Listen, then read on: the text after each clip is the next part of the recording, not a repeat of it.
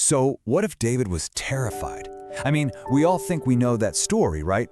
But what if the most important part, the part that really matters for us, is the one we've been missing all along? Today, let's explore that hidden side of courage, what it really means to face your giants. Picture this. It's late. The house is finally quiet. The day is done. But your mind? Oh, it's wide awake. It's just you, staring up at the ceiling. And the thoughts just won't stop racing, right? You're replaying conversations, spinning up worries about tomorrow, and just fixated on that one big thing that feels way too heavy. Too much to handle. And in that quiet moment, you feel small, unprepared, maybe even scared. That little voice whispers, "You are not enough for this." You know that feeling? That sense of being completely and totally overwhelmed? Well, that feeling, that's exactly where our story really begins. So let's go from your quiet room all the way back to an ancient battlefield. Because that exact same feeling, it was hanging so thick in the air, it was paralyzing an entire army.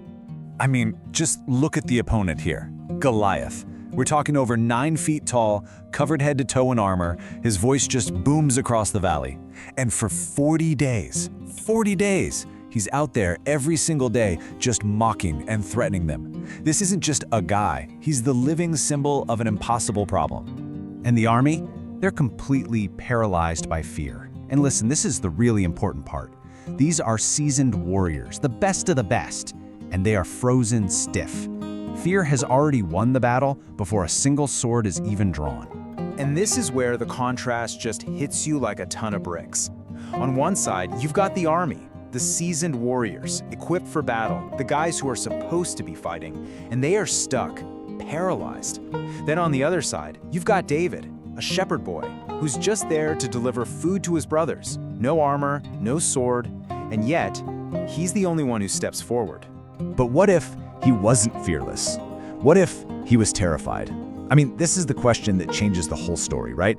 We love to paint David as this superhero without a shred of doubt. But what if he was just as human as every soldier hiding in that camp? What if his heart was just hammering against his ribs? So let's really dig into that. Let's ask the question of courage. If he was afraid, then where in the world did he find the strength to move? This is where the story stops being about him and starts being about us. Because he was human, of course he felt fear. Can you even imagine standing in front of a 9-foot-tall warrior whose only goal is to completely destroy you? Fear in that moment isn't weakness, it's just proof you're alive.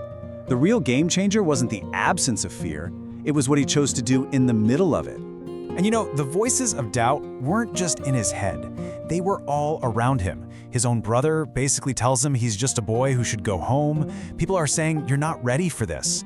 They even try to put the king's armor on him, and it's this heavy, ill-fitting thing. Talk about a physical reminder that you don't fit in, that you aren't qualified for the task. And this, right here, is the absolute heart of the whole thing. Faith. Faith isn't the absence of fear. It's choosing to trust in the middle of it. It's looking your fear right in the eye and taking a step anyway. So how does he pull this off? It's all about where he puts his focus. Instead of staring at the giant, he remembers God's faithfulness. He looks back. He basically creates a mental highlight reel. He thinks, okay, I was delivered from the lion. I was delivered from the bear. He will deliver me from this giant. He's building his confidence on past victories, not his present fear. Okay, so that's the internal shift. That's the victory within. Now let's go down to the valley floor and see how that private decision leads to a very public victory that changes everything. Just listen to what he says. You come against me with sword and spear, but I come against you in the name of the Lord. You know, that could sound arrogant, but it's not. It's the exact opposite. It's the sound of surrender. He's literally saying this has nothing to do with me and my strength. This is about God. He's already handed over the result before he even picks up a stone. And then he runs. But get this, he runs toward the giant, not away. Can you believe that? Every single survival instinct in his body must have been screaming, "Get out of here." But he runs straight at the source of his terror. This is that internal choice becoming a physical action. He's not waiting for the fear to go away, he's moving forward with it. You know, we always focus on the stone hitting Goliath's head. That's the big cinematic moment. But the real victory, the actual miracle, happened before that. The real victory was him choosing to move forward while he still felt afraid.